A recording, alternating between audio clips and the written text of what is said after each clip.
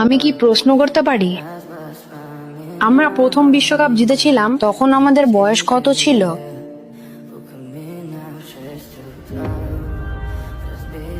আমি আপনার সাথে কথা বলতে চেয়েছিলাম। আমরা এটা করতে পারিনি। আমি সবকিছু দিয়েছিলাম, আমি আমার সমস্ত শক্তি দিয়েছিলাম, কিন্তু পারিনি। আমি একা এটা করতে পারবো না, এই জন্য আমি এখানে আছি। আমার আপনার সাহায্য দরকার। আমার, হ্যাঁ, আমি আপনার কাছ থেকে একটি প্রশ্নের উত্তর চাই।